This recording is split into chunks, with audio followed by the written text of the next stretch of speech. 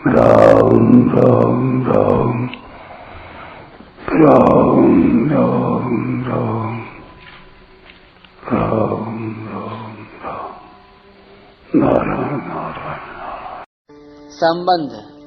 अब भगवान आगे के 2 श्लोकों में अर्जुन के 6 प्रश्नों का क्रम से उत्तर देते हैं।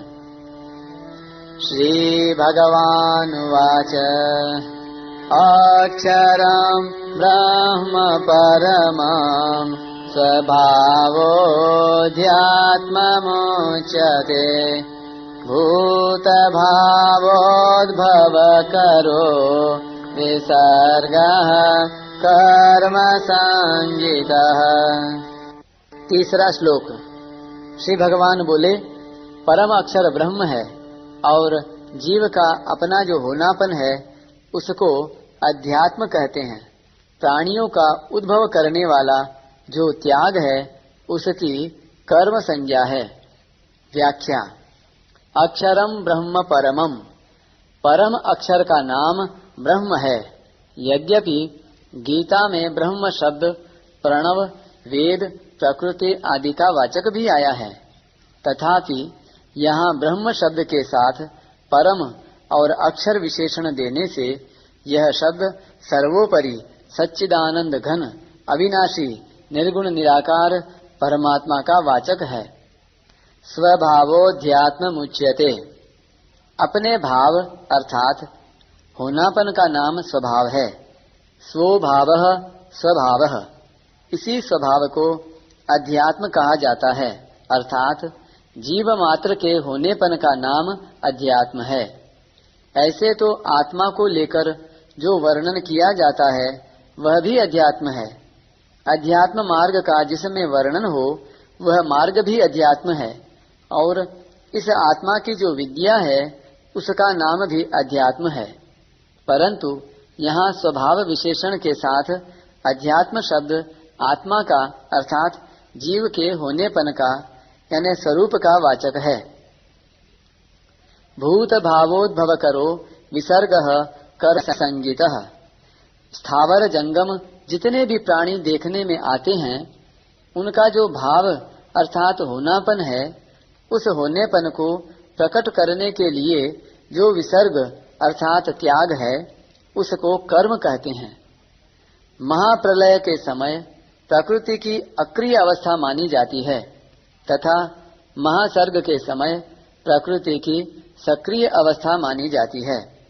इस सक्रिय अवस्था का कारण भगवान का संकल्प है कि मैं एक ही बहुत रूपों से हो जाऊं। इसी संकल्प से सृष्टि की रचना होती है। तात्पर्य है कि महाप्रलय के समय अहंकार और संचित कर्मों के सहित प्राणी प्रकृति में लीन हो जाते हैं और उन प्राणियों के सहित प्रकृति एक तरह से परमात्मा में लीन हो जाती है। उस लीन हुई प्रकृति को विशेष क्रियाशील करने के लिए भगवान का पूर्वोक्त संकल्प ही विसर्ग अर्थात त्याग है।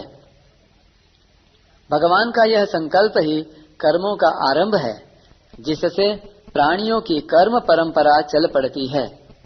कारण कि महाप्रलय में प्राणियों के कर्म नहीं बनते, प्रत्युत उसमें प्राणियों की सुषुप्त अवस्था रहती है।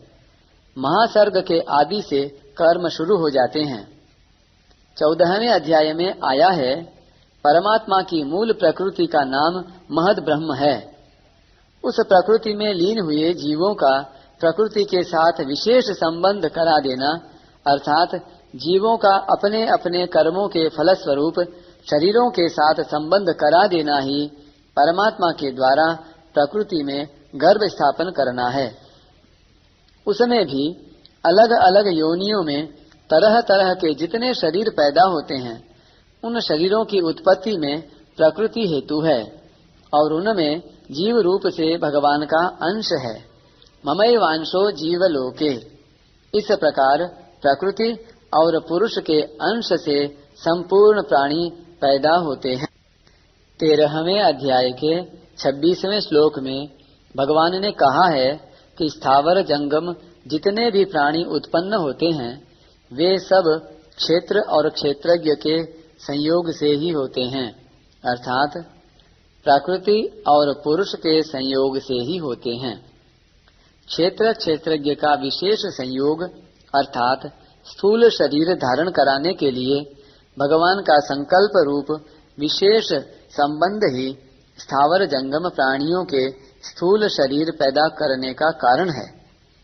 उस संकल्प के होने में भगवान का कोई अभिमान नहीं है, प्रत्युत जीवों के जन्म जन्मांतरों के जो कर्म संस्कार हैं वे महाप्रलय के समय परिपक्व होकर जब फल देने के लिए उन्मुख हो जाते हैं तब भगवान का संकल्प होता है।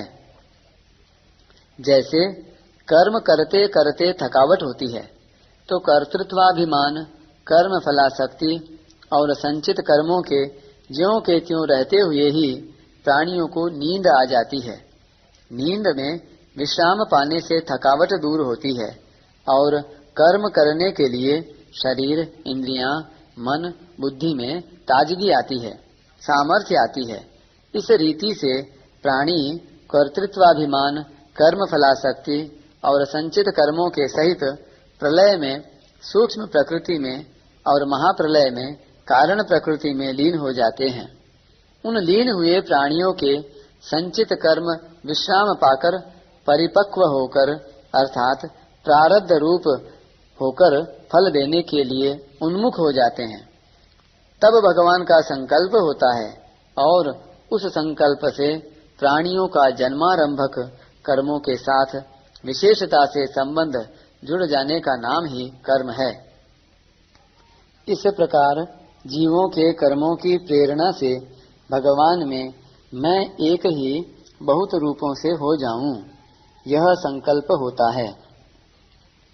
मनुष्य मात्र के द्वारा विहित और निषिद्ध जितनी क्रियाएं होती हैं उन सब क्रियाओं का नाम कर्म है। तात्पर्य है कि मुख्य कर्म तो भगवान का संकल्प हुआ और उसके बाद कर्म परंपरा चलती है। परिशिष्ट भाव स्वभावोध्यात्म मुच्यते। परा प्रकृति भगवान का स्वभाव है। प्रकृतिम विद्धि में पराम। प्रकृति कहो चाहे स्वभाव कहो एक ही बात है। यह परा प्रकृति अर्थात जीव ही अध्यात्म नाम से कहा गया है। इसको भगवान ने अपना अंश भी बताया है। ममैवांशो जीवलोके। स्वभावोध्यात्म मुच्यते का दूसरा तात्पर्य है कि बालक जवानी और वृद्धावस्था में जागृत, स्वप्न और सुषुप्ति में 84 लाख योनियों में, सर्ग और प्रलय में, महासर्ग और महाप्रलय में भी जीव का कभी अभाव नहीं होता। ना भावो विद्यते सतः अर्थात इसका अपना भाव, सत्ता या होनापन सदा विद्यमान रहता है। सृष्टि रचना रूप कर्म को त्याग कहने का तात्पर्य है कि इसमें अपनी स्थिरता का त्याग है। कारण कि तत्व स्थिर अचल है और उस स्थिरता का त्याग ही कर्म है। भगवान का सृष्टि रचना रूप कर्म ही आदि कर्म है जिससे कर्मों की परंपरा चली है।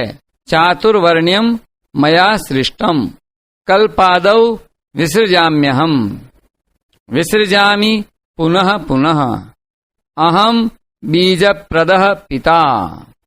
अतः कर्म के अंतर्गत 3 प्रकार के कर्म आते हैं। सृष्टि की रचना, क्रिया मात्र जो फलजनक नहीं होती, और पाप पुण्य, शुभाशुभ कर्म जो फलजनक होते हैं। भगवान का सृष्टि रचना रूप कर्म वास्तव में अकर्म ही है। भगवान ने कहा भी है, तस्य कर्तारमपिमाम विद्य कर्तारमव्ययम्। उस सृष्टि रचना का कर्ता होने पर भी मुझ अव्यय परमेश्वर को तू अकर्ता जान।